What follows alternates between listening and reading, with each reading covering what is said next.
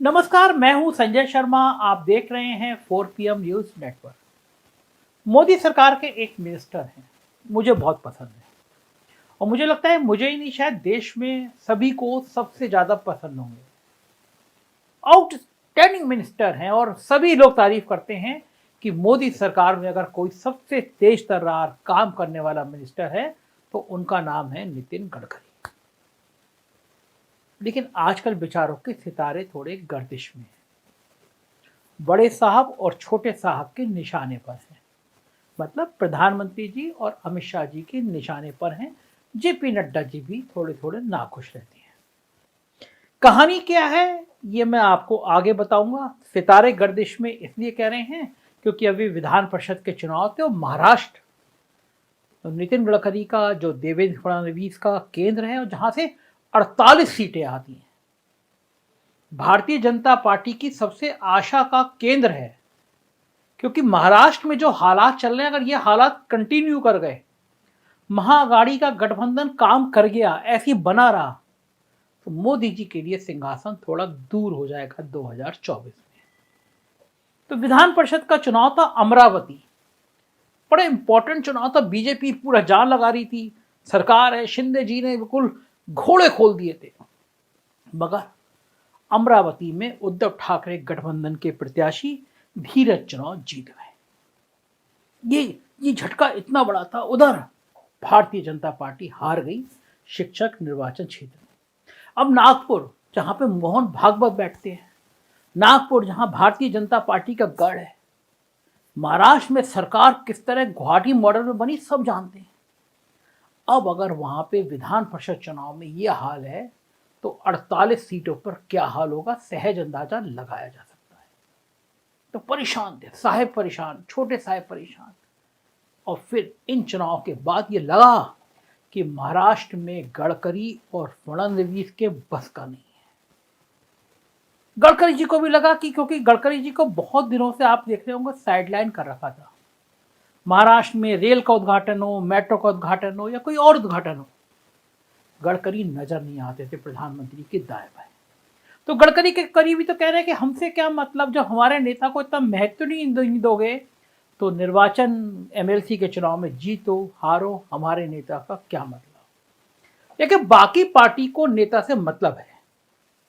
सीटें अगर 220 230 के आसपास रह गई तो यही नेता, यही गडकरी देश में एक बड़ी ताकत के रूप में उभरेंगे और प्रधानमंत्री पद के सबसे सशक्त उम्मीदवार बन सकते हैं।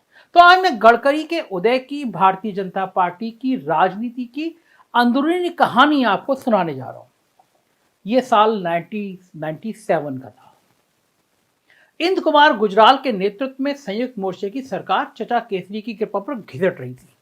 घिसट में कह रहा हूं, बड़ा रो के चल रही थी।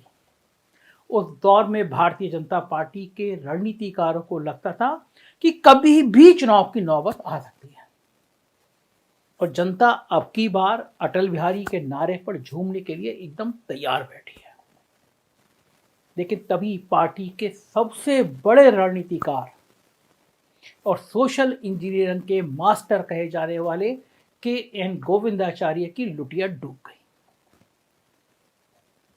उनकी लुटिया डुबोई भी किसी और ने नहीं, बल्कि भारतीय जनता पार्टी के शिखर पुरुष पंडित अटल बिहारी वाजपेयी ने।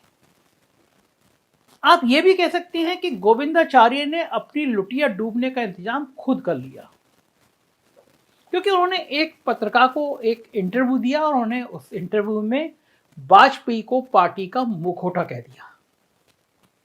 वो दौर अटल बिहारी वाजपेयी की लोकप्रियता का था, शिखर पर था।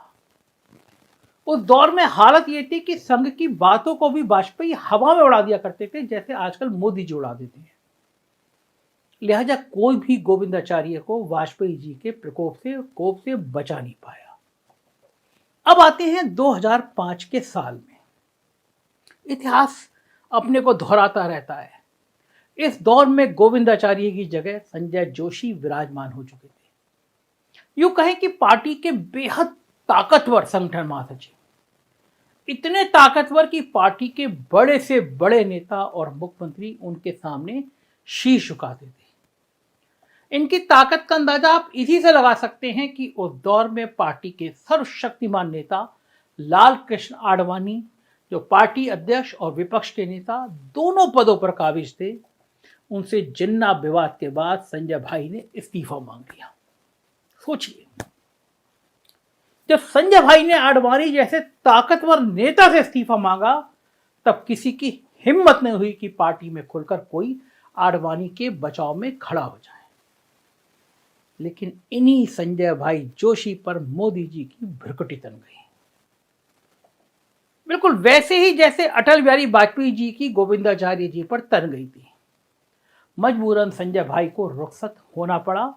हालांकि बाद में आडवाणी जी भी मोदी के आवा मंडल से बच नहीं सके और मार्गदर्शक मंडल में भेज दिए गए, जहां आज भी वो विराजमान है। लेकिन एक नेता है जो ना तो मार्गदर्शक मंडल में है और ना ही भाजपा के संसदीय बोर्ड में। उसके पर कतरे गए उसको संसदीय बोर्ड से हटाकर। ना तो बॉस और ना उनके दोनों टास्क मास्टर की गुड बुक में है। मतलब ना मोदी जी, ना अमित शाह, ना जेपी नड्डा की गुड बुक में है और ना ही मुकेश अंबानी और अडानी के करीबी है। लेकिन फिर भी अभी तक जमे हुए हैं। अंबानी से तो 36 के आंकड़े लेने के बाद भी जमे हुए हैं। कारण सिर्फ यह है कि संघ में उनकी गहरी पैठ है, विपक्ष में काफी इज्जत है और साथ ही पार्टी के कार्यकर्ताओं के बीच उन्हें हर दिल अजीज कहा जाता है। जो काम उनको दिया जाता है उसे पूरे दिल लगाकर करते हैं। मगर उनकी यही सब खासियत, यही शख्सियत अब उनके लिए मुसीबत बनती जा रही है। अब वो दौर नहीं रहा जब वो कॉमरेड एवी वर्धन के पास घंटों बैठकर बातें किया करते थे, दर्शन पे बातें करते थे, राजनीति पे बातें करते थे। पूरी पार्टी उनकी इस कला को एक शख्सियत के तौर पर, एक खासियत के तौर पर देखती थी। बल्कि अब वो दौर है जिसमें बॉस ही मालिक, बॉस ही मैनेजर, बॉस ही अर्थशास्त्री, बॉस ही दार्शनिक, बॉस ही वैज्ञानिक, बॉस ही बॉस के मन की बात, भगवत गीता और भगवान के रूप के बाद भी बॉस। जेपी नड्डा ने कहा था मोदी जी भगवानों के भगवान है। लेकिन ये वाले नेताजी जो है हमारे गडकरी जी, ये सब मानते ही नहीं। इस सारे माहौल को देखने के बावजूद मानते ही नहीं और कहते फिरते हैं कि मैंने ये सड़क बनवा दी, इतने कम खर्च में बनवा दी, इतनी बढ़िया बनवा दी, इतनी शानदार बनवा दी, वगैरह वगैरह। अब बेचारे बॉस को यानी मोदी जी को क्रेडिट देते नहीं। लिहाजा अब खतरा मंडराने लगा है कि कहीं इनका हाल भी गोविंदाचार्य या संजय जोशी जैसा हो ना जाए। गडकरी जी के भविष्य को लेकर तमाम तरह की चर्चाएं चल रही हैं। वो तो भला हो पिछले 10 दिनों से अडानी वाली लड़ाई के बने माहौल का, जिसमें बॉस खुद परेशान हो गए।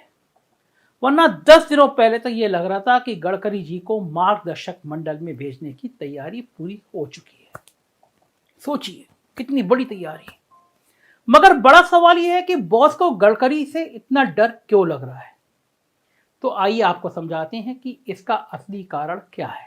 आप जानते हैं कि पिछली बार भारतीय जनता पार्टी को बहुमत से 31 सीटें ज्यादा यानी 303 सीटें मिली थी।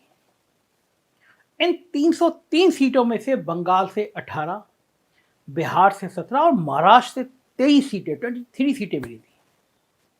मगर इस बार ना तो नीतीश बाबू साथ हैं और ना ही ठाकरे परिवार, ममता दीदी ने अलग माहौल बिगाड़ दिया है। लिहाजा इन तीनों राज्यों से भारतीय जनता पार्टी को कुल मिलाकर सिंगल डिजिट में ही सीट मिलने की संभावना है, ऐसा सभी कह रहे हैं। छत्तीसगढ़ में भारतीय जनता पार्टी को 9, हरियाणा में 10, कर्नाटक में 25 और हिमाचल में 4 सीटें मिली थी। जबकि इन चारों राज्यों में इस बार कांग्रेस की सुनामी चलती हुई दिख रही है। राहुल गांधी की भारत जोड़ो यात्रा के बाद दिख रहा है। देश के बाकी राज्यों में भी कहीं बढ़ने की संभावना नहीं दिखती। अब बढ़ेगी भी कैसे? आप ही बताइए, राजस्थान में 25 में 25 जीते, अब 26 तो हो नहीं सकती, 24 भली हो जाए। लगभग यही हाल गुजरात, एमपी, दिल्ली और उत्तराखंड का है। इन सब जगह 2-4 सीटें कम भले हो जाए, लेकिन बढ़ना तो संभव है ही नहीं। मोटे तौर पर कहें तो भारतीय जनता पार्टी की सीटें कम से कम आज की तारीख में 180 से 220 के बीच सिमटती हुई दिख रही है, ऐसा सभी राजनीतिक पंडित कह रहे हैं। आगे कैसा माहौल रहेगा, 1 साल से ज्यादा टाइम है, कोई नहीं जानता। लेकिन यही 220 का आंकड़ा बिग बॉस यानी मोदी जी के लिए जी का जंजाल बना हुआ है। 180 आई तो अब तो साहब ये सोचकर खुश हो जाएंगे कि चलो हम नहीं तो हमारी पार्टी से कोई नहीं। देश के बॉस भले ना रहे लेकिन पार्टी के बॉस बने रहने की गुंजाइश बची रहेगी। लेकिन यदि 220 तक मामला पहुंच गया तब तो साहब की बॉसगिरी खतरे में है, बॉस की बॉसगिरी खतरे में है। और ये खतरा किसी दूसरे से नहीं बल्कि अपनी पार्टी के 2 नेताओं में से है। एक है नागपुर वाले गडकरी जी और दूसरे हैं चंदौली वाले राजनाथ जी।